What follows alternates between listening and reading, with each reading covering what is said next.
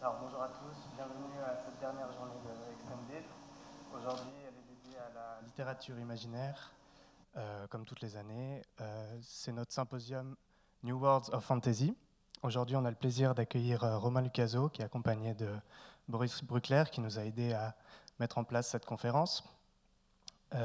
Aujourd'hui, tout au long de la journée, on aura 3 conférences en plus avec celle-ci. Les 2 autres auront lieu dans la grande salle du Passage, avec Mariana Enriquez notamment, et puis Joyce Carol Oates tout à l'heure, qui sera en live sur Vertigo. Vous n'êtes pas venus pour m'écouter, donc je vais faire court. J'invite d'ores et déjà Boris Bruckler et Romain Lucaso à monter sur scène. Et puis, je vais passer la main à Boris pour continuer cette discussion. Merci d'être là. Pardon. Merci pour ces mots d'introduction. Merci à vous d'être là. Et puis surtout, merci bien sûr à Romain Lucaso d'être présent. J'ai eu l'occasion de lui dire un petit peu avant, parce qu'on a mangé ensemble, que ça faisait plusieurs années que je souhaitais sa venue, depuis d'ailleurs la parution de son roman L'Asium. Donc vraiment, merci beaucoup Romain Lucaso d'être avec nous aujourd'hui au NIF. Alors, je vais, si vous le permettez, je vais peut-être commencer un petit peu par présenter, ou plutôt revenir sur le parcours de Romain Lucaso. Et vous me direz après si je suis bon dans ma présentation.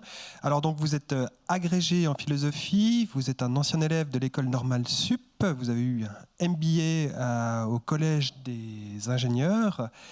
Vous avez enseigné à Sorbonne et à Sciences Po Paris, à la science politique, vous avez enseigné, et vous êtes aujourd'hui directeur général de la CET, qui est une entreprise publique de conseil auprès des collectivités locales. Est-ce que j'ai juste ? Vous avez tout bon. Parfait. Vous avez publié vos premières nouvelles au milieu des années 2000, votre premier roman L'Asium en 2016, votre deuxième roman La Nuit du Faune en 2021, et parmi vos différents prix littéraires, on peut quand même citer le Grand Prix de l'Imaginaire pour L'Asium. Pour un premier roman, avoir le Grand Prix de l'Imaginaire, c'est plutôt pas mal comme début. Oui, alors j'en étais extrêmement content, effectivement. Je pense que ça marquait bien le fait qu'il n'y avait pas eu de space opéra de cette taille-là depuis longtemps dans la littérature francophone de science-fiction. Oui, alors c'est un prix en tout cas pleinement mérité, et effectivement, on va revenir plus précisément sur les œuvres après, mais c'est vrai que L'Asium est une œuvre assez rare et plutôt vertigineuse, mais on va y revenir. Et puis parallèlement à votre parcours littéraire et professionnel, vous avez intégré la Red Team en 2020. On va revenir un tout petit peu plus tard sur ce que c'est la Red Team. Alors déjà, ce qu'on peut dire d'ores et déjà, c'est que votre parcours professionnel est vraiment très intéressant, surtout lorsqu'on le met en regard avec votre œuvre de science-fiction. Si vous le voulez bien, j'aimerais qu'on revienne sur 2 aspects un petit peu plus précis de votre parcours, en essayant de les faire dialoguer autant que possible avec la science-fiction, notamment dans vos œuvres. Alors, on va commencer par la philosophie, puisque c'est une matière que vous avez ardemment étudié, et pas sur le versant le plus simple, on va dire, dans la philosophie. Vous avez déclaré dans une interview en 2021 que la science-fiction, donc je cite, « La science-fiction est une littérature philosophique, voire métaphysique. Sinon, elle n'a strictement aucun intérêt à mon humble avis. Ni l'aventure, ni la politique ne la sauveront. » Et c'est vrai que dans vos œuvres, vous avez un rapport qui est effectivement très fort avec la philosophie que vous avez étudiée. Pourtant, on pourrait aussi prendre la science-fiction par un autre angle, par un autre versant, et dire que la science-fiction est toujours politique, parle toujours de politique, a toujours un propos politique. Or, ce n'est pas en tout cas votre démarche. Pourquoi ? Pourquoi, selon vous, la science-fiction doit être philosophique ? Je ne pense pas que la science-fiction soit politique. Je pense qu'on peut écrire de la science-fiction politique comme on peut écrire de la littérature politique. On a le droit, et c'est très bien. Il y a des grandes œuvres de science-fiction avec une forte dimension politique. Je ne pense pas, par contre, que ce qui spécifiquement fait d'un texte qu'on le classe en science-fiction, qu'on le considère comme de la science-fiction, c'est la dimension politique. Et je pense que, par contre, le fait qu'on considère un texte comme faisant partie d'un répertoire, au-delà d'ailleurs des étiquettes éditoriales et des maisons d'édition, je parle vraiment du fond des choses, comme de la science-fiction, ça a trait en effet à la capacité du texte à soulever un certain nombre de questions qui tournent autour de la place de l'homme dans le monde, qui tournent autour de grandes questions principielles, de grandes questions fondamentales, qui varient assez peu, là où la politique, forcément ça varie, Et je pense vraiment et très profondément que justement quand on est en train de traiter de politique dans des textes de science-fiction, dans des grands textes de science-fiction, on le traite par ce versant-là. Quand Frank Herbert parle de politique, parle de la dépendance à une ressource dans Dune, par exemple, je pense à un texte que beaucoup de gens connaissent, et cette ressource, c'est l'épice. C'est à la fois les grands empires hydriques de l'Antiquité qui contrôlent des populations gigantesques par le contrôle de la ressource qu'est l'eau, et les problématiques effectivement plus contemporaines de son époque qui commencent à poindre, qui sont celles de la dépendance au pétrole, voire encore d'autres choses. Et donc, je pense qu'il y a vraiment un geste qui est dans la science-fiction, qui est celui de regarder le monde tel qu'il est, et de se dire, ok, si je change un paramètre assez fondamental de l'existence et que j'en tire un certain nombre de conséquences, qu'est-ce que ça donne? Voilà. Et donc, ça peut être de la politique, mais c'est généralement, effectivement, plutôt la dimension, ce qui dans la politique se trouve être une dimension plutôt, de mon point de vue en tout cas, plutôt du côté de l'intemporel ou de l'universel que du côté des luttes politiciennes d'un temps. Voilà. Ce qui n'empêche pas certains auteurs d'être très politiques. Je peux en citer dans deux camps différents. D'un côté, il y a une tradition politique de science-fiction très politique de droite ou d'extrême droite française avec Barjavel, avec Dantec, etc. Et puis mais c'est pas typiquement chez Barjavel ou chez Dantec. Je pense que la dimension science-fictive de leur texte, elle n'est pas dans leur posture politique hic et nunc, de ce hic et nunc qui est celui de Barjavel dans les années 50 ou celui de Dantec dans les années 90. Elle est vraiment dans le fait de traiter des questions un peu fondamentales. Alors effectivement, on peut voir ça sous cet angle-là, mais je me permets juste de rebondir par rapport à Dune, par exemple, que je pense que c'est une œuvre effectivement qui est très très connue. On peut voir l'épice d'un point de vue strictement philosophique. Qu'est-ce que l'accroissement des perceptions, voire au-delà du temps et de l'espace, vivre plus longtemps, peut apporter en termes de questionnement philosophique. Mais c'est vrai qu'on peut aussi considérer l'épice comme le pétrole, ce qui était d'ailleurs un des enjeux qui émergeait à l'époque. Et de ce point de vue-là, Dune est un texte éminemment politique. La guerre vient d'un contexte politique et d'une ressource. Finalement, est-ce qu'on n'est pas toujours un petit peu entre les deux, en train de dialoguer entre le philosophique et le politique? Moi, je pense que la question politique que pose Dune, c'est celle de la domination. C'est pas celle de la ressource. Pouvons-nous imaginer un monde dans lequel il y aurait des voies pour s'affranchir d'une réalité fondamentale de la vie humaine, qui est la domination, et dont la politique, qu'elle soit une politique démocratique, et ça Frank Herbert le dit, qu'on soit dans un régime démocratique, qu'on soit dans un régime tyrannique, qu'on soit dans un système politique traditionnel de domination, enfin de pouvoir traditionnel, et il montre différents exemples, dans une plutocratie, dans une technocratie fondée sur de la technologie avancée, il y a une réalité qui est un fil rouge dans toute l'œuvre de Frank Herbert, qui est celle de la domination.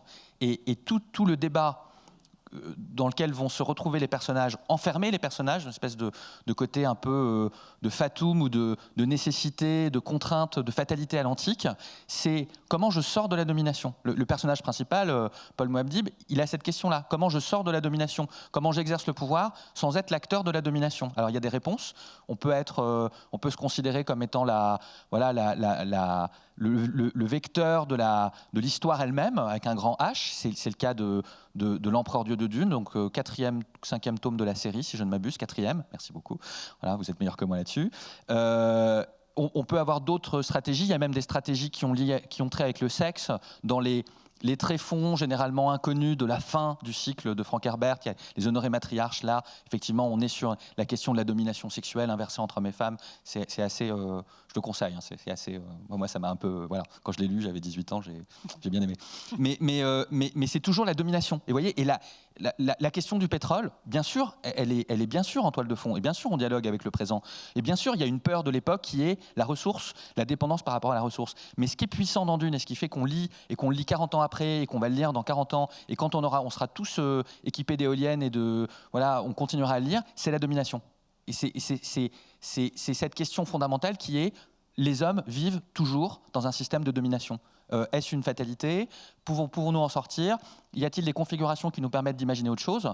Historiquement, non. Voilà. Et donc ça fait de Dune un texte extraordinairement puissant. Voilà.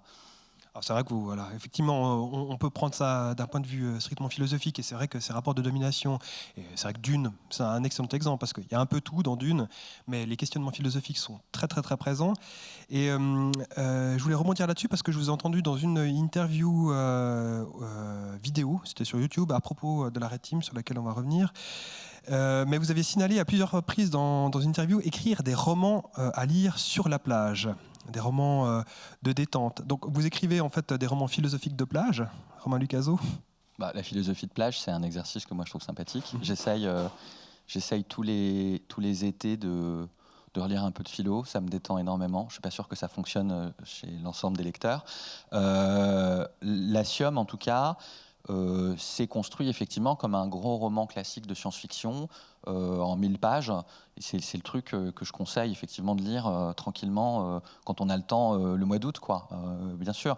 Ce que je voulais dire, au-delà de la plaisanterie, c'est que je considère mon activité d'écrivain, quand bien même je vais chercher de la philo, de la métaphysique, des grandes questions humaines, etc., vraiment fondamentalement comme une activité de divertissement. Moi, j'écris pour que les gens qui, en tout cas ceux qui aiment bien ce que je lis, ce que j'écris, ceux qui aiment bien lire ce que j'écris, c'est pas le cas de tout le monde, mais c'est pas grave.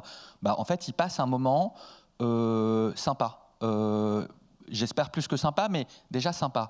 Et j'ai pas du tout vocation, en tout cas moi je considère, je vois mon rôle comme ça, je pense que c'est important et je l'ai déjà dit plusieurs fois, je me considère pas comme un éveilleur de conscience, je me considère pas comme un militant, j'ai pas de message fondamental à passer au monde. Je suis extrêmement content lorsque un lecteur me dit je l'ai lu à la plage, mais du coup ça m'a un peu empêché de dormir parce que ça m'a un peu angoissé. Là je trouve que c'est très très bien, c'est plutôt ça, voyez. J'aime bien l'idée de créer des sensations, de troubler effectivement en amenant de l'imaginaire mes lecteurs. L'idée de troubler m'importe beaucoup. En revanche, j'estime en tout cas, et c'est personnel, que moi mon rôle, c'est pas un rôle d'éveilleur de conscience, et que je pratique une science-fiction qui n'est pas là pour éveiller des consciences, qui est là pour faire remettre en cause des choses qu'on a l'impression de trop bien savoir, ou des évidences qui sont bâclées d'une certaine manière, mais pas pour transmettre des messages dogmatiques. J'ai pas de message. On va passer à un autre aspect, merci pour cette réponse, on va passer à un autre aspect de votre parcours qui est extrêmement intéressant, c'est celui de la Red Team. Alors je précise tout de suite pour le public, vous n'avez pas la liberté de vous exprimer de manière totalement ouverte à propos de la Red Team. Et je pense que le plus simple, en fait, c'est de vous laisser parler sur la face émergée de l'iceberg, celle qui nous est accessible. Alors, donc vous faites partie de la Red Team depuis 2020. Est-ce que vous pouvez nous présenter ce projet très science-fictionnel de l'armée française et peut-être quelques mots sur les 4 scénarios qui viennent d'être publiés? C'était une idée de l'Agence d'innovation de défense du ministère des Armées, qui était de mobiliser une équipe d'auteurs de science-fiction, scénaristes de bande dessinée, dessinateurs de bande dessinée, designers, pour les faire travailler en équipe et les faire produire des menaces crédibles, possibles en tout cas, mais situées au-delà de la planification habituelle à laquelle procède le ministère des Armées. Une espèce de manière, effectivement, pour l'armée de se faire, pardonnez l'anglicisme, mais challenger par des gens avec qui ils n'ont pas l'habitude d'interagir. Donc ça dure depuis 2020. On a un système de saison. Chaque année, on a, comme pour une série, on a une saison et on produit des scénarios. C'est un travail. Vous êtes combien sur l'équipe fixe? On est une dizaine, pas que des auteurs. Certains des auteurs sont venus mais restent anonymes. D'autres auteurs assument de façon plus tranquille effectivement leur positionnement là-dedans. Mais l'idée, c'est vraiment de créer des scénarios qui sont dans ce qu'on appelle le cône de vraisemblance. C'est-à-dire c'est des choses qui sont dans le possible. On ne joue pas avec la physique, on ne joue pas avec des éléments qui ne vont pas arriver, ne peuvent pas arriver au défi des lois de la physique, etc. Mais en revanche, on est là pour construire des menaces inattendues. Et ensuite, les militaires travaillent sur cette base-là pour se dire, OK, est-ce que notre planification, et vous savez, la planification dans l'armée, c'est quelque chose qui se projette assez loin, parce qu'un matériel militaire, ça a 30, 40 ans, 50 ans de durée de vie. Donc on imagine aujourd'hui des matériels militaires qui vont encore être en usage en 2040, 2050, 2060. Voilà, le monde dans 2060. Si on se projette 40 ans en arrière, le monde a complètement changé. Voilà. Et donc, pour autant, d'essayer de créer effectivement des menaces inattendues qui ne sortiraient pas des exercices de prospective ou de planification habituels, et qui leur permettent effectivement de repenser les choses un peu hors des cadres établis. Voilà.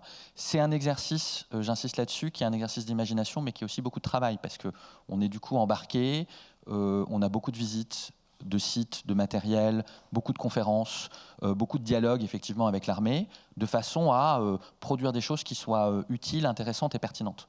Donc, exercice vraiment absolument passionnant.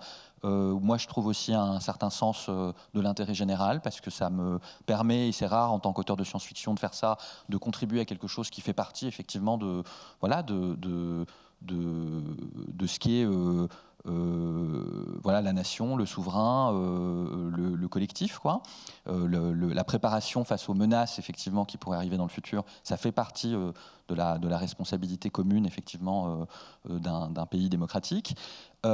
Et donc on produit des scénarios. Alors je les cite comme ça rapidement, mais ils sont tous disponibles sur Internet. Une partie des scénarios est classée secret défense. Moi, quand on me censure mes scénarios et qu'on me dit ça, ce sera pas dans la partie grand public, ce sera que du confidentiel défense, j'adore. Donc personne ne le sait. Enfin, personne ne le sait, mais c'est mon titre de gloire. Ça veut dire que j'ai touché vraiment juste. Ça m'est arrivé une fois ou deux. Mais assez fondamentalement, voilà, on crée des scénarios qui explorent effectivement des typologies d'adversaires et des typologies de menaces qui sont des choses qui ne seraient pas sorties naturellement. Une nation, après le réchauffement climatique et la montée des eaux, une nation pirate qui viendrait effectivement entrer en conflit avec les puissances maritimes traditionnelles.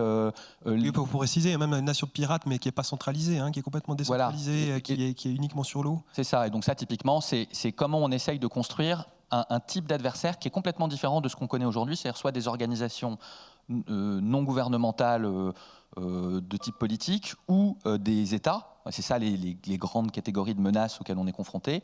On a essayé de se dire, alors si on imaginait quelque chose de complètement différent, il se trouve que c'est pas mal parce que historiquement, il y a eu des menaces très systémiques, très globales, mais complètement différentes. C'était les pirates. Et c'était les pirates de l'Antiquité, les pirates des Caraïbes qu'on connaît bien.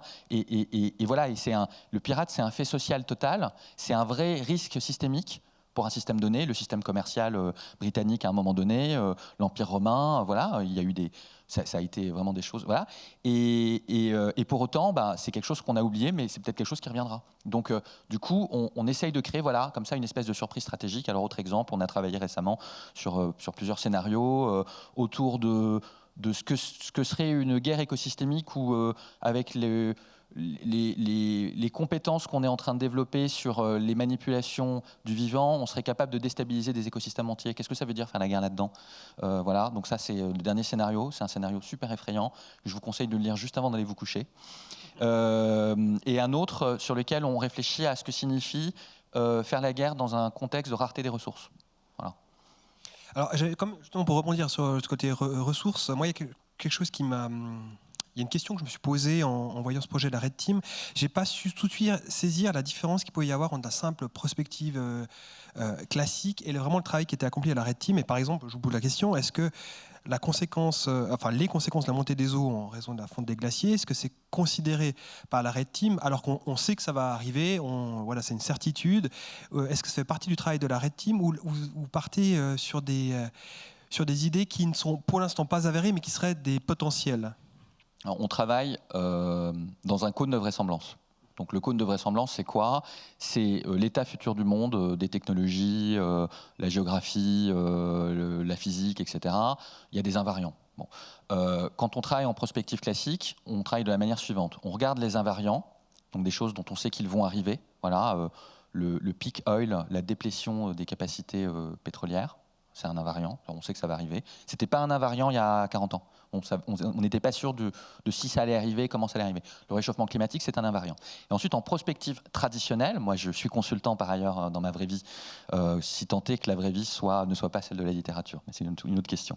Donc dans mon vrai métier, celui par lequel je gagne ma vie, je suis consultant, et donc quand j'accompagne des clients et que je fais de la prospective, je leur dis, voilà, il y a des invariants, des choses qui vont arriver, vous pouvez vous préparer, et ensuite il y a des possibles, c'est-à-dire des choses dont on ne sait pas si ça va arriver ou pas. Voilà. Et donc, on construit des scénarios futurs comme ça. Ce qu'on fait dans la Red Team, c'est totalement différent. On dit, il y a un cône de vraisemblance, c'est-à-dire il y a une limite extrême des choses qui peuvent arriver. Il y a de l'invraisemblable. Par exemple, si j'arrive avec une invasion avec des soucoupes volantes, ça sert à rien. Ils vont me dire, bah ouais, mais bon. Voilà. Donc ça, c'est hors du cône de vraisemblance. Mais je peux être à la limite du cône de vraisemblance, du côté quand même vraisemblable ou limite du vraisemblable. Et mon but, c'est vraiment d'aller imaginer des menaces et les tangibiliser, c'est-à-dire donner des éléments de sociologie, alors dire la nation pirate, ça fonctionne comme ça. Moi, par exemple, on s'est amusé avec les collègues, on a écrit une chanson à boire. C'est que chantent les pirates le soir quand ils ont bu, voyez. Non, mais ça tangibilise parce que tout d'un coup, c'est pas un rapport, c'est pas un truc abstrait. Et donc après, il y a des vidéos, il y a des petites capsules vidéo, il y a des artefacts. On montre à quoi ressemble le drone militaire de la nation pirate. C'est pour rendre ça concret et tangible. On peut le toucher du doigt. Un rapport de prospective, vous pouvez pas toucher du doigt. Là, il y a un effet immersif et c'est pour ça qu'il y a un site internet de la Red Team qui référence tout ça et vous voyez, c'est très immersif. Et du coup, ça a un impact parce qu'on crée effectivement un adversaire imaginaire qui est possible, pas forcément probable, qui ne serait jamais sorti des exercices de planification habituels et donc on va essayer de rendre effectivement tangible et dans lequel on va essayer de se projeter. C'est ce que font souvent les artistes, hein, de rendre tangible, de rendre réel un personnage qui est totalement fictif. Et en ce sens-là, je trouve qu'avoir choisi des artistes pour essayer d'explorer le futur, ça le rend effectivement beaucoup plus tangible qu'un simple rapport, qu'une simple colonne de chiffres sur Excel. C'est la spécificité de cette démarche française, parce que les Américains ont souvent fait appel à des écrivains de science-fiction. Il y a quelques grands noms de la science-fiction américaine qui se sont illustrés dans des travaux de prospective au service effectivement du ministère des Armées ou de leurs équivalents américains. Mais les Américains, dans ces cas-là, font produire des rapports, ce qui est complètement différent. Nous, on écrit des scénarios. Ça ressemble au scénario d'une série. Et du coup, on y croit beaucoup plus que pour un simple rapport, peut-être En tout cas, on peut le jouer. Vous voyez, c'est le but du jeu. C'est-à-dire qu'à la fin, voilà, ça peut faire l'objet de ce qu'on appelle des wargames, ça peut faire l'objet d'éléments d'entraînement, voilà, de réflexion, de préparation opérationnelle. Donc ça, c'est passionnant. Alors j'enchaîne sur la Red Team, mais plutôt au niveau de l'accueil qu'elle a pu recevoir. Il y a toute une mouvance de la science-fiction française, francophone, qui est très ancrée à gauche, voire même à l'extrême gauche. Et c'est vrai qu'à l'annonce de cette Red Team, qui traînait ses guêtres ou ses bottes plutôt au Festival des Utopiales en France, il y a eu des réactions quand même passablement négatives, et notamment d'un des auteurs les plus célèbres du moment, qui est Alain Damasio, qui est d'ailleurs venu ici au NIF il y a quelques années. Et vous-même, en fait, vous avez réagi à cette réaction d'Alain Damasio, puisque vous avez signé un texte dans la revue Bifrost et qui revenait sur cette polémique. Alors je vais juste vous citer. Vous avez écrit « Dire que le gauchisme est, en France, une maladie infantile de la SF, ce n'est pas une critique de, entre guillemets, droite, c'est une volonté de promouvoir une littérature de l'imaginaire qui se définit comme une littérature avant tout et pas comme une continuation d'un engagement politique par d'autres moyens. » Clausewitz, si tu nous entends. Et ce, quand bien même elle exprimerait, mais par ailleurs, des opinions de gauche ou de droite ou même du centre. Alors maintenant que vous y êtes, à la Red Team, est-ce que c'est vraiment si terrible que ça ? On n'a pas l'impression, hein, lorsqu'on vous écoute. Est-ce que vous comprenez ce type de réaction d'une certaine partie de la production science-fictionnelle francophone ? Alors d'abord, j'avais écrit ce texte bien avant d'être contacté par la Red Team, par Paris Sciences et Lettres, pour participer aux travaux. Je comprends très bien les réactions. Elles sont complètement compréhensibles. Elles se classent en plusieurs catégories. Il y a d'abord une tradition que moi je respecte de manière éminente, que j'apprécie même si je n'y participe pas, voilà, qui est celle de l'anarchisme de gauche, un peu crosse en l'air, qui a toujours eu des très belles illustrations en France. Et c'est plutôt les anciens du milieu de la science-fiction qui peuvent être comme ça. Et ça, voilà, bon.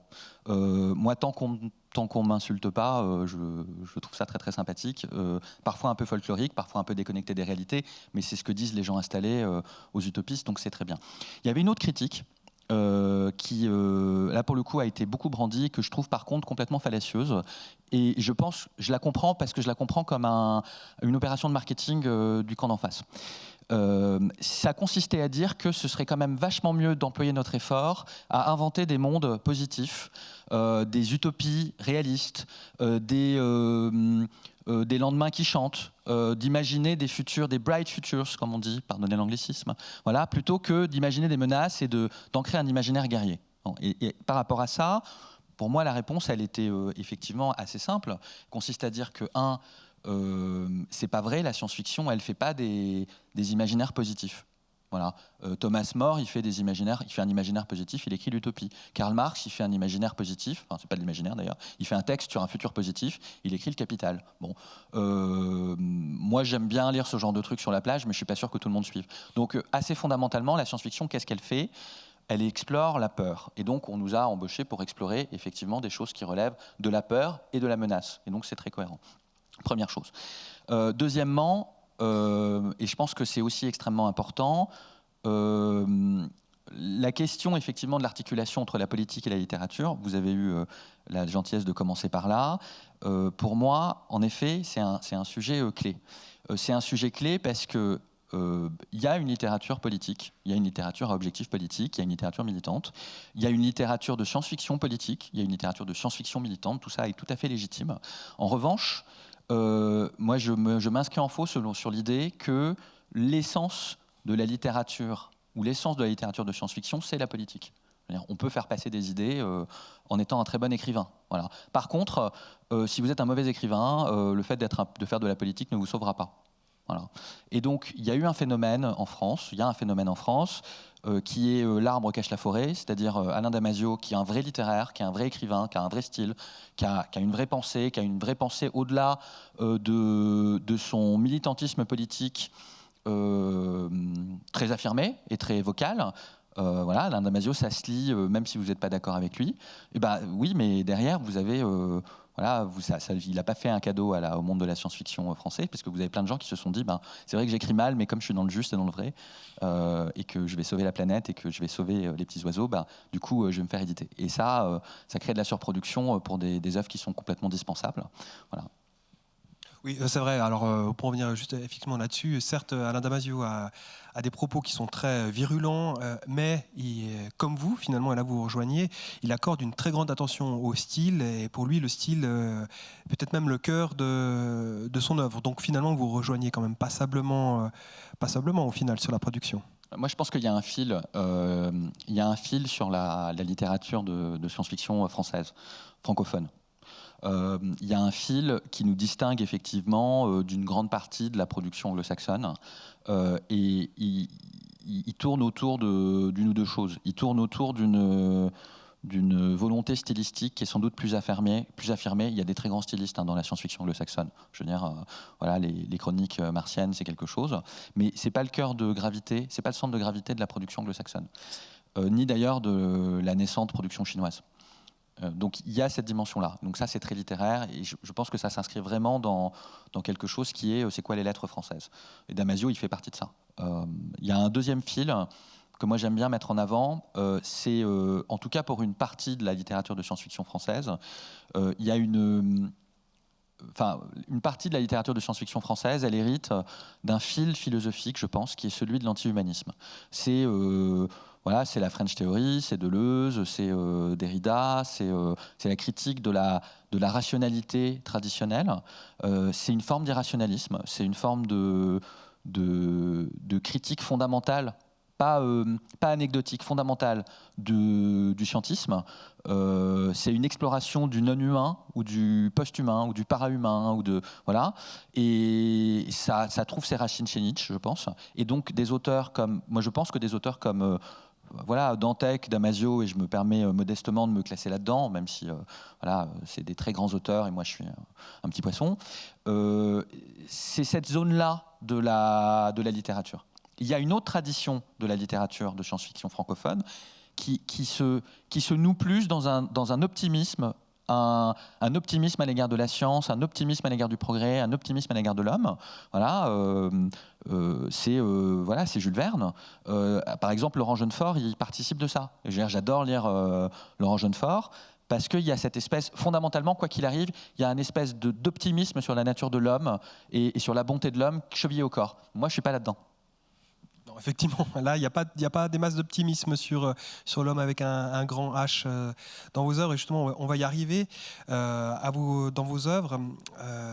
Donc, L'Asium, et que vous avez juste devant nous ici, ainsi que La Nuit du Faune, qui est paru l'année passée.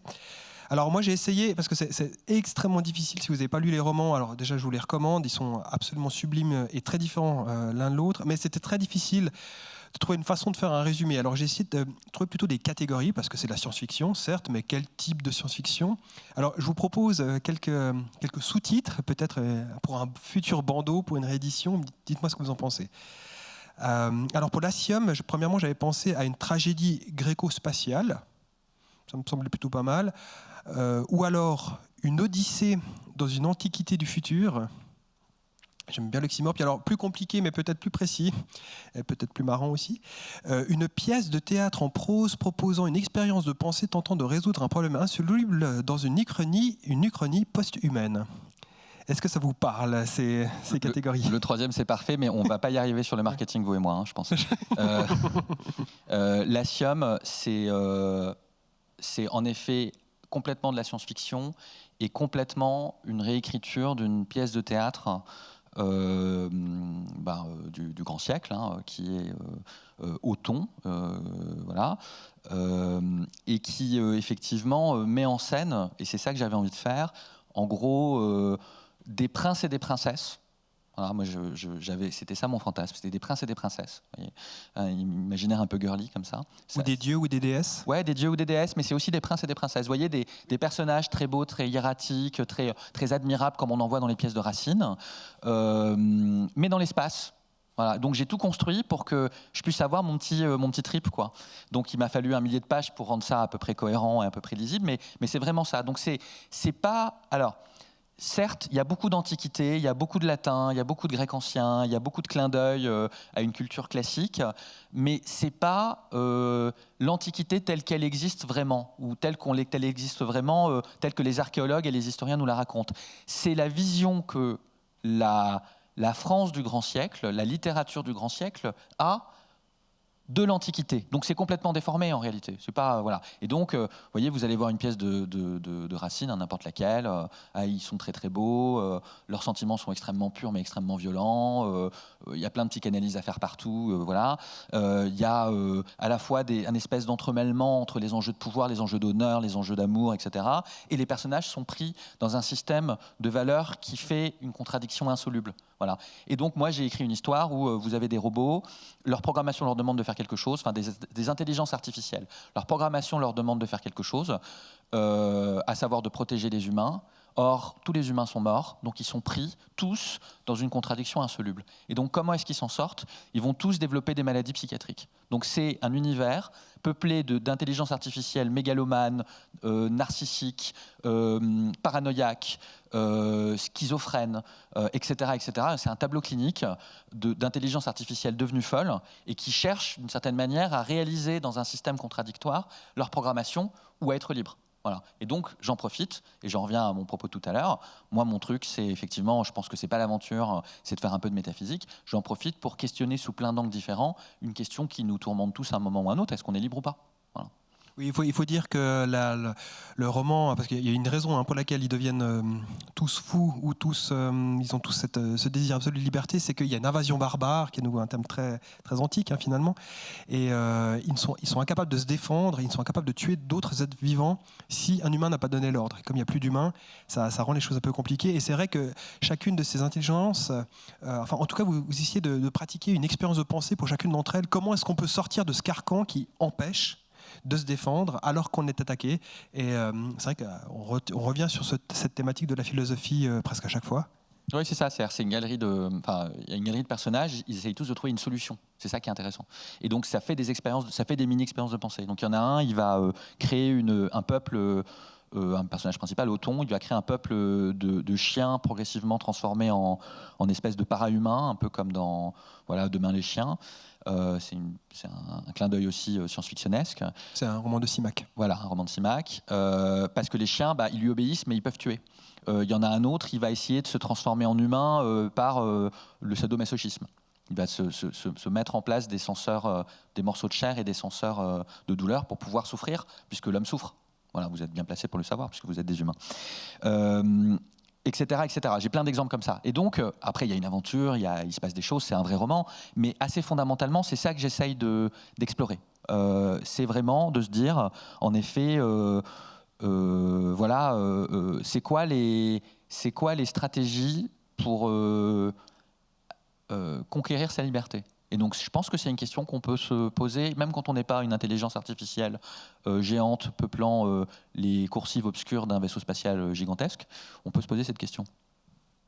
On peut se poser ces questions, effectivement. Il y en a plein d'autres, des questions qui sont posées dans votre deuxième roman, La Nuit du Faune. Alors là, je me suis prêté au même exercice. Dites-moi ce que vous en pensez à nouveau.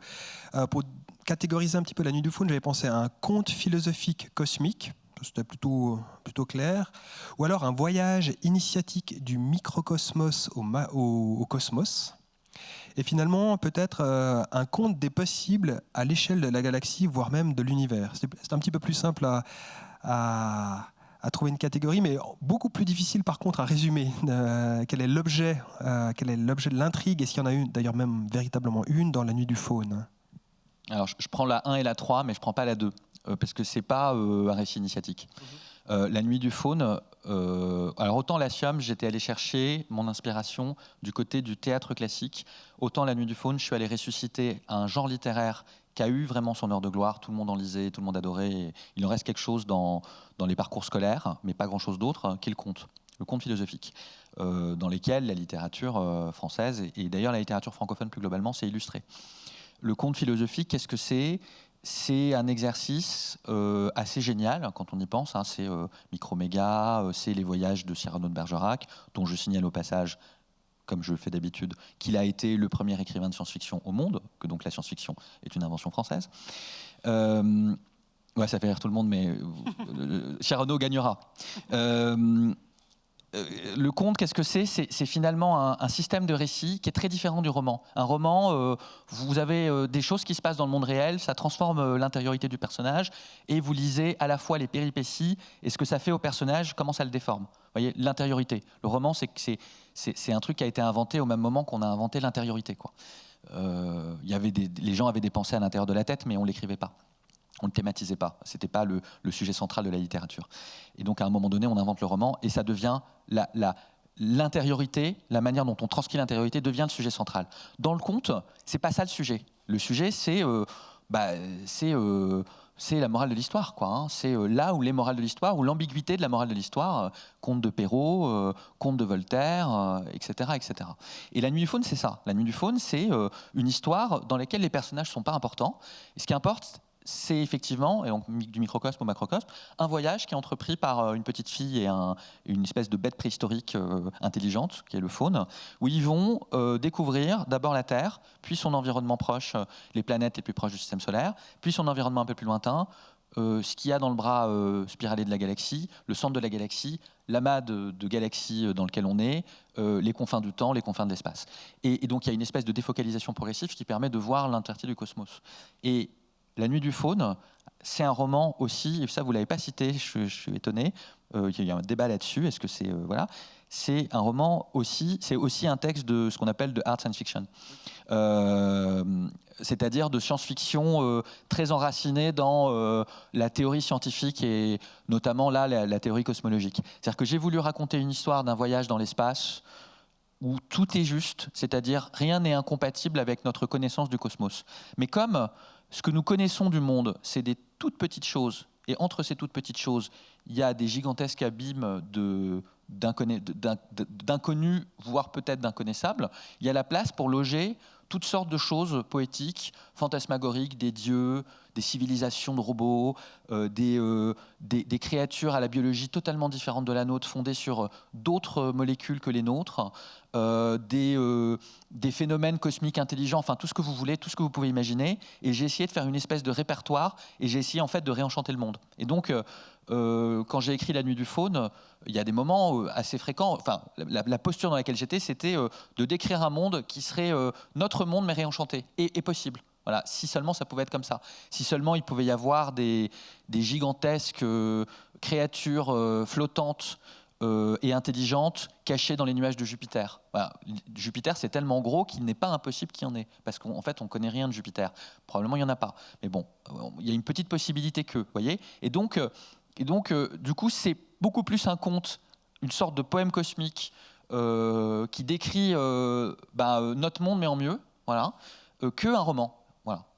Alors mieux, c'est pas si certain, hein, parce que vous décrivez tout de même qu'il y a plusieurs cycles de création et de destruction sur la Terre du faune, et que c'est que l'une des races qui émerge à nouveau, alors que cette petite fille, détail intéressant, cette petite fille il y a plusieurs millions d'années, elle sert de passage.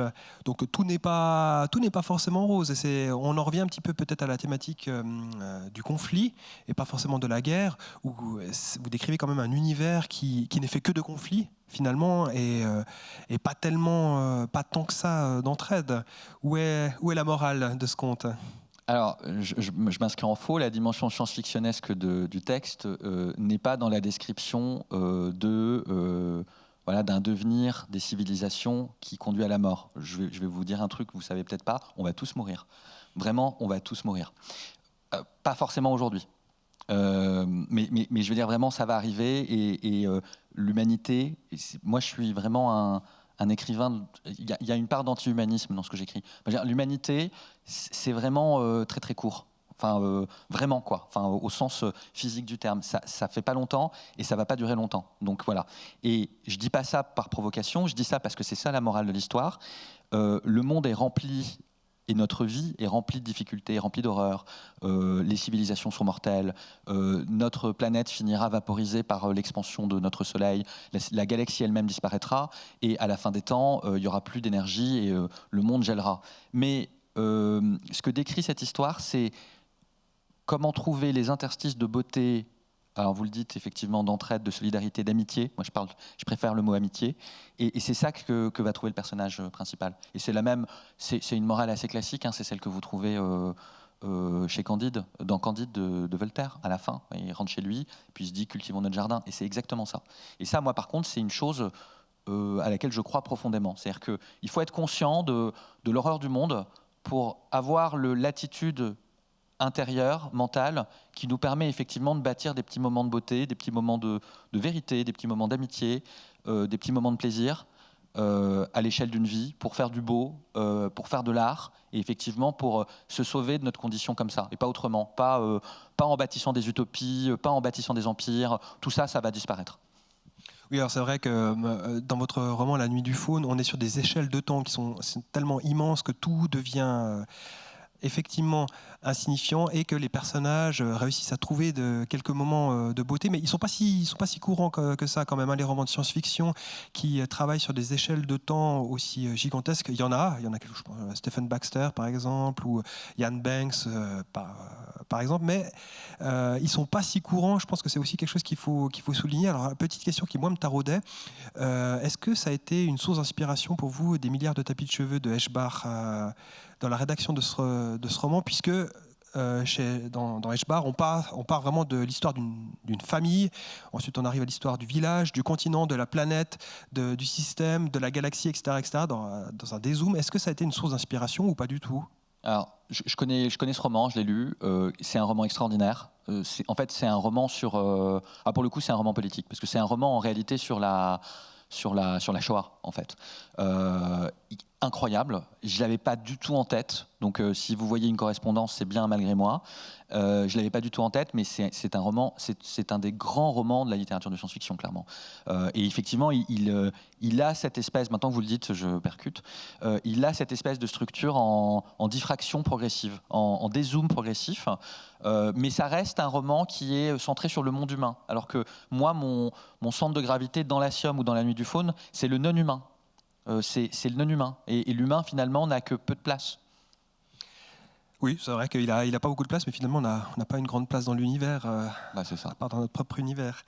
On a fait un petit peu un grand écart, mais j'aimerais peut-être encore un tout petit peu poursuivre là-dessus, entre vos lectures et vos sources de référence extrêmement classiques, et on va dire des formes littéraires un peu anciennes, comme le théâtre classique français, les tragédies grecques, l'épopée, les contes philosophiques, et d'un autre côté, une littérature qui est finalement très contemporaine, celle de la science-fiction. Et moi, ce qui m'a frappé en fait dans vos deux romans, et d'ailleurs aussi dans votre dernière nouvelle que vous avez fait paraître qui reprend une idée de Borges, c'est une espèce de grand écart utilisant une littérature du passé pour parler du futur. Comment est-ce que vous vivez cette espèce d'écart ? C'est quelque chose de très naturel pour vous ? C'est quelque chose de purement conscient ? Vous voulez vraiment utiliser ces formes plus anciennes ? Parce qu'on peut pas dire que la forme que vous utilisez pour vos deux romans soit particulièrement moderne, postmoderne, je ne sais pas comment est-ce qu'on peut appeler ça. Il y a quand même des références très très fortes dans une culture littéraire plus ancienne. Ouais, alors c'est voulu, et ça fait partie de mon projet littéraire depuis le début. Je vais prendre une petite comparaison.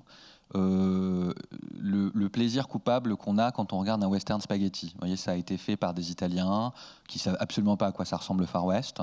Bon, alors du coup, c'est complètement rempli de clichés, c'est assez marrant. Voilà. Moi, j'aime bien, mais moi, je n'écris pas comme ça. Et donc, une des questions que je me suis posée quand j'ai commencé à écrire de la science-fiction, c'est à quelles conditions ce que tu écris, ça n'est pas un mauvais décalque fondé sur des réalités que tu ne maîtrises pas et qui sont complètement intuitifs pour les écrivains anglo-saxons. Quand voilà, dans Hyperion de Simmons, où voilà, on cite Keats ou Shakespeare. Shakespeare, c'est plutôt dans Olympus. Quand Banks va nommer un de ses romans, qui a été très mal traduit en français par Une forme de guerre, mais Remember Phlebas, voilà, j'arrive pas à retrouver la référence, mais c'est un auteur, un poète anglais classique. Ils sont enracinés dans leur culture. Ils sont enracinés dans leur culture. Alors, tous les auteurs de science-fiction anglo-saxons sont pas comme ça. Il y a des types qui sont des nanas qui sont super pop, qui s'en foutent de la culture classique, mais c'est pas systématique. Si moi je vais chercher leurs références que je connais moins bien, je vais écrire du western spaghetti. Donc je me suis dit, ok, tu regardes ce que fait Simmons, tu regardes ce que fait Banks, tu regardes ce que font d'autres auteurs qui sont enracinés dans un terreau culturel. Simmons, c'est un auteur de... Non, c'est un prof de lettres à la base. Et puis fais pareil. Et donc tu vas chercher ce que toi, tu connais extrêmement bien et ce dans quoi toi tu es enraciné. Et moi, ma culture, c'est une culture classique. C'est moi ce que j'ai appris, ce que j'ai lu, ce que j'ai bossé, ce que j'ai commenté quand j'étais étudiant et avant, et que j'ai continué à aimer. C'est ce socle de culture, qui est une culture d'Europe continentale, qui est enracinée dans les grands textes grecs et latins, qui sont eux-mêmes relus à intervalles réguliers depuis... voilà, le Moyen-Âge, et ensuite surtout la Renaissance, et puis le Grand Siècle, et puis le 19e siècle, etc. Et donc, tu t'enracines là-dedans. Voilà. Tu t'enracines là-dedans parce que c'est ce que tu connais. Voilà. Et donc, moi, mon sujet, ou moi, mon ambition en tant qu'écrivain de science-fiction, c'était de réarticuler une pratique d'une littérature qui émerge avec la révolution industrielle, qui est une littérature importante parce que c'est celle qui dit le monde tel qu'il est, avec sa dimension technologique, avec sa dimension de peur par rapport à la technique, par rapport à la science, par rapport à l'avenir de l'humanité, qu'est la science-fiction, mais dans un terreau, voilà, qui est mon terreau, qui est celui d'une certaine culture d'Europe continentale, voilà, et notamment française, mais pas seulement française. Je trouve que le parallèle avec Dan Simmons d'ailleurs est particulièrement intéressant parce que Dan Simmons a écrit deux romans qui s'appellent, il a écrit beaucoup de romans, mais notamment deux, Ilium et Olympus ou Olympos, qui également mettent en jeu des personnages dans un environnement antique, doté de pouvoirs quasiment divins. Et c'est vrai que si on compare avec l'Asium, a priori, c'est vrai qu'il y a des points communs tout à fait saillants, alors que c'est pas du tout le même roman, ni le même style, ni les mêmes références. Donc effectivement, je vois bien la différence de point de vue entre votre parcours français, de la littérature française, et celle d'un anglo-saxon qui est évidemment très différente. Je vous donne un exemple d'un auteur, moi, alors pas en science-fiction mais en fantasy, dont je pense qu'il fonctionne comme ça. Je le connais pas bien à titre personnel, mais c'est Jaworski avec Gagner la guerre. Voilà, oui, Gagner la guerre, c'est un incroyable roman de fantasy, ça sublime comme ça, c'est sublime. Pourquoi bon, Jaworski, je crois qu'il est prof de lettres. Oui, il est prof. Ouais. Voilà. Et il a une connaissance incroyable du Quattrocento, de la Renaissance italienne, enfin, mais super pointu. Et il construit un univers à partir de ça. Il construit un univers enraciné. Voilà. Et si vous allez chercher du cliché un peu mal digéré, Excalibur et compagnie, vous êtes hors sol. Quand vous avez ce travail d'une densité formidable sur quelque chose qui fait partie de notre identité, qui est voilà, l'Italie de la Renaissance, le Quattrocento, et puis il a fait des trucs avec les Gaulois, etc. Bah là, vous pouvez éventuellement prétendre, parfois, à toucher quelque chose d'un peu fondamental. Très, très, très, très bien dit. Jaworski, c'est aussi quelqu'un qu'on aimerait avoir ici depuis plusieurs années. Je vous le recommande très, très, très chaudement. C'est un auteur absolument magnifique. Il nous reste à peu près 10 minutes. Donc, ce que je suggère maintenant, c'est de passer le micro dans la salle si vous avez des questions. Sinon, moi, j'en ai encore tout plein des questions. Donc, vous inquiétez pas au cas où. Mais n'hésitez pas. Si vous avez une question, une réaction, une remarque, n'hésitez pas. Je vois qu'il y a une question en haut à droite et ensuite au milieu.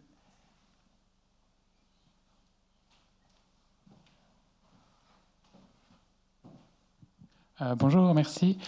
J'ai une question par rapport, sans entrer dans les détails, mais finalement ce que vous développez dans le RAID pour l'armée, c'est en fait comme une œuvre collective où c'est chacun travaille, enfin, où est-ce que vous produisez ça? On peut dire que c'est une forme d'œuvre collective ou c'est quand même chacun développe une piste qui sera... C'est comme l'écriture de série, vous voyez, quand vous écrivez un scénario de série, il n'y a pas un auteur, il y a un pool d'auteurs, c'est pareil.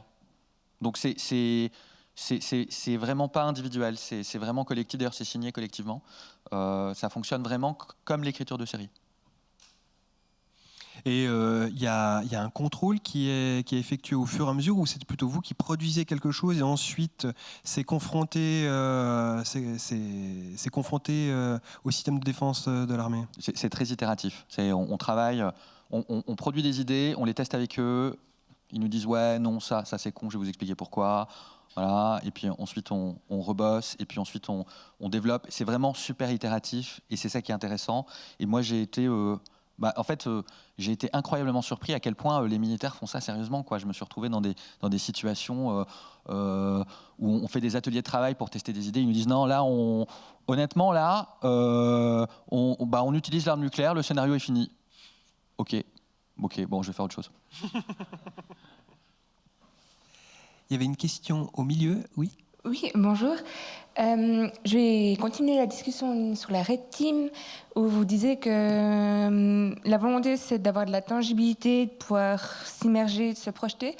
Est-ce que c'est pas au final, indépendamment de cette activité au sein de cet organisme, le travail d'un auteur, d'autant plus dans les littératures de l'imaginaire, de pouvoir créer un monde dans lequel le lecteur peut totalement se projeter et s'imaginer, même si ce n'est pas un monde finalement réaliste, ou du moins qui correspond à la réalité qu'on connaît nous. Oui, je suis complètement d'accord. Mais le truc, c'est que, vous voyez, moi, quand j'écris de la science-fiction, j'écris tout seul, et j'ai pas une équipe avec des designers et des imprimantes 3D pour me faire mes trucs, quoi. J'aimerais bien, hein. Mais donc, si vous pouviez suggérer à Netflix de m'acheter les droits de la SIAM, il y aurait vraiment de quoi s'amuser, je pense. Bon. Mais voilà, enfin, si vous voulez, c'est surtout en science-fiction, au-delà de la plaisanterie, surtout en science-fiction française. Moi, je ne suis pas un écrivain américain. On n'est pas dans le même système économique. Je pense que c'est en train de changer, ça, mais on n'est pas dans le même système économique. L'adaptation en science-fiction, en France, c'est très faible. Voilà. Ça arrive en BD, il y a eu des discussions pour adapter la SIAM en BD, elles n'ont pas abouti pour des raisons qui sont plus voilà, des questions de timing et qu'autre chose, mais c'est très très rare, vous voyez. Alors ça crée de la liberté, c'est moi je peux vraiment raconter des trucs dans mes romans qui sont à la limite de l'inadaptable ou qui demanderaient vraiment beaucoup d'argent en effets spéciaux. Et donc je me fais vraiment plaisir. Vous voyez, mes batailles spatiales, je me suis fait vraiment plaisir. C'est vraiment... voilà. Et c'est très très gros, quoi. Mais il y a quand même une petite limite. Et vraiment, je pense que la littérature... Moi, je suis très littéraire comme garçon. Je viens pas du tout du monde du cinéma. J'écris pas de scénario. J'ai pas vocation à le faire. Mais voilà, enfin, la science-fiction, ça a un tel lien avec... fondamental d'essence avec le cinéma, avec le jeu vidéo maintenant, que voilà, on a forcément, vous voyez. Et donc c'est vrai que moi, en tant qu'écrivain, j'ai trouvé ça vraiment, là je parle égoïstement de moi, de mon expérience personnelle, ce travail avec le ministère des Armées, quand vous bossez avec des designers, quand vous bossez avec des dessinateurs de BD, des grands noms du dessin du dessin de bande dessinée. Il y a des grands noms. Il y a Skyten, hein, exactement. Qui est un des tout grands de la bande dessinée actuelle. Vous voyez, quand il est dans la pièce, moi je rapetisse. C'est génial, quoi. Enfin, le type, il prend un calepin, il vous dessine un truc. Vous avez dit un certain nombre de choses, mais son dessin, c'est Ah, c'est autre chose, quoi. Vous voyez, voilà. Et de la même façon, vous voyez la couverture de l'Asium De Manchu. De Manchu, vous me Un des tout grands illustrateurs de la SF francophone. C'est une peinture à l'huile. Vous voyez, Manchu, il travaille sur l'huile. Donc quand je lui ai dit, je voudrais rajouter les lettres SPQR sur un des vaisseaux spatiaux, je me suis fait pourrir par l'éditeur qui m'a dit, mais tu peux juste pas dire ça à Manchu. Bon, il l'a fait de fait. Vous verrez sur la couverture, il y a écrit SPQR. Mais petite victoire. Mais voyez, entre ce que moi je peux imaginer et ce que l'artiste plasticien, le designer, peut créer, il y a quand même quelque chose de différent. Et ça, c'est assez génial. Est-ce que le dialogue, alors moi j'enchaîne avec cette question-là, mais est-ce que le dialogue était toujours facile? Parce que c'est vrai que de passer avec d'un scénariste comme Xavier Dorisson qui est à la Red Team, c'est juste, non? Il est à la Team, ouais.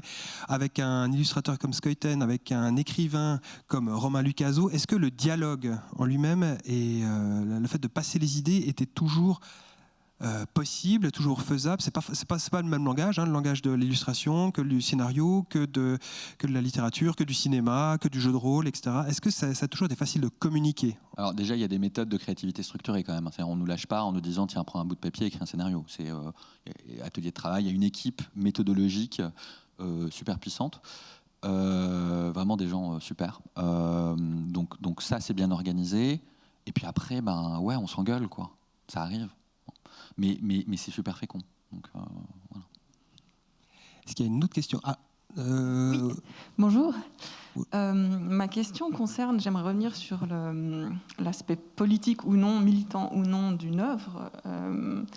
Donc, alors pour que ce soit clair, moi j'estime que tout est politique. Donc c'est très cliché, mais et pas au sens d'une institution, l'institution politique, mais simplement on a un positionnement dans la société. Et du coup, je me méfie pas mal des gens qui disent non, moi c'est pas politique, etc. Alors que ce que je veux dire, c'est que de par tout ce que vous avez raconté sur votre enracinement classique, français, antique, etc., de par votre travail au sein de la Red Team, au service d'une institution qui est une machine de guerre et de mort, voilà. Tout ça me semble assez politique, même si c'est une politique qu'on pourrait considérer comme l'état objectif des choses, le statu quo ou la norme dominante. Donc, je sens là une certaine contradiction, parce qu'à la fois vous parlez de votre enracinement et de cette situation de laquelle vous partez pour écrire, et en même temps vous refusez le côté politique ou voilà, militant. Et aussi, ça me met assez mal à l'aise d'entendre quelqu'un qui participe à un projet aussi important qu'est l'espèce de prospective, enfin, même au-delà de la prospective, l'imaginaire des menaces futures, et d'en entendre parler comme un jeu, parce qu'il y a c'est à la fois un imaginaire, un projet qui est hyper fascinant, j'entends bien, ça m'a l'air hyper intéressant, mais au service d'une institution qui est très traditionnelle et qui est très... c'est l'armée, quoi. Donc, je me demande simplement si vous avez des problèmes, enfin pas des problèmes, mais des questionnements éthiques ou de conscience par rapport à ce positionnement-là. Voilà. Je peux vous répondre sur plusieurs plans. Alors, je pourrais vous répondre... mais je ne vais pas le faire, mais je vais quand même le dire. Je pourrais vous répondre en vous disant, moi, là d'où je parle, moi, je suis une personne qui travaille dans la sphère publique française, dans une institution qui s'appelle la Caisse des dépôts, qui fait partie effectivement du système politico-administratif de la sphère publique. Voilà. Je me sens pas mal à l'aise à contribuer à des travaux qui permettent d'anticiper les menaces futures. Voilà. Je me sentirais pas mal à l'aise, je suis pas réserviste, mais vous voyez, ça ressemble un peu à ça, quoi. Voilà. Donc ça, après, chacun son point en termes de conscience. Moi, j'estime, à titre personnel, que parmi les choses que fait un État, démocratique, il y a effectivement la défense de la nation. Bon. Et ça, à la limite, vous voyez, on pourrait en discuter 30 ans sans se mettre d'accord, parce que c'est des questions vraiment de choix personnels. Ensuite, peut-être de manière peut-être plus personnelle, vous voyez, moi, j'ai pas tellement de problèmes, parce que, pour tout vous dire, je pense que le procès que vous me faites est un mauvais procès. C'est un mauvais procès parce que vous prenez des items qui sont des items culturels ou des marqueurs un peu abstraits, littérature classique. Moi, j'ai des copains communistes qui sont maîtres de conférences en latin, enfin voilà, qui sont bien communistes. Vous prenez des items et puis vous dites, tout ça, ça crée un espèce de portrait robot. Et puis voilà, moi, mon boulot dans la vraie vie, il consiste à accompagner des collectivités locales de toute taille, y compris des collectivités locales ultramarines, des collectivités locales dans la Creuse, dans l'Aveyron, enfin voilà, et à les accompagner sur leurs projets de développement pour faire une France plus inclusive, plus résiliente en termes de transition environnementale, avec effectivement un aménagement du territoire plus propice effectivement à l'inclusion sociale. Donc vous voyez, je suis très très tranquille à titre personnel et ça ne m'empêche pas du tout de dormir. Ensuite, plus fondamentalement, et peut-être c'est ma vraie réponse, c'est celle-là. Si vous voulez, vraiment, je tends vraiment à penser profondément dans ma pratique littéraire que, en fait, oui, vous avez raison, tout est politique. Mais en même temps, il y a des choses beaucoup plus importantes que la politique. Il y a des choses beaucoup plus importantes que la politique. Et la politique, c'est en grande partie une dérivée de ces choses-là. C'est la question de votre relation alors vous allez me dire, la question de ma relation à la liberté, c'est politique. Je vous répondrai, pas complètement. C'est aussi une question de détermination de soi par rapport au monde. C'est pas que de la politique au sens de ce qui s'est passé dans les 20 dernières années et ce qui va se passer dans les 6 prochains mois. C'est pas que la question de comment je me positionne par rapport aux luttes sociales. Il y a des choses dans la vie humaine, il y a un certain nombre de choses, un grand nombre de choses qui relèvent vraiment de la profondeur et de la densité de mon rapport à moi-même. Voilà.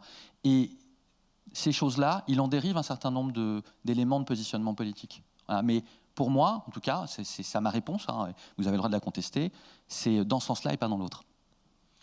Écoutez, je crois qu'on va le temps qui nous est imparti arrive vraiment à son terme, donc je pense qu'on va clore là, mais finalement c'est une assez belle conclusion puisqu'on en revient au début avec un positionnement extrêmement philosophique qui se ressent très fortement dans vos propos et dans votre œuvre. Et je vous remercie beaucoup, Romain Lucazzo, d'avoir été présent pour cette petite rencontre. Et puis, j'enchaîne déjà en vous recommandant de voir les prochaines conférences qui vont débuter tout en tout. Et puis Romain Lucazzo sera également présent maintenant, si vous le souhaitez, pour échanger quelques mots et surtout peut-être une ou deux dédicaces. Est-ce que tu préfères faire ça ici ou à l'extérieur, autour d'une table ? Comme tu préfères. Alors, on va déjà rallumer la salle, on va clore. Et je vous remercie encore pour votre présence. Merci.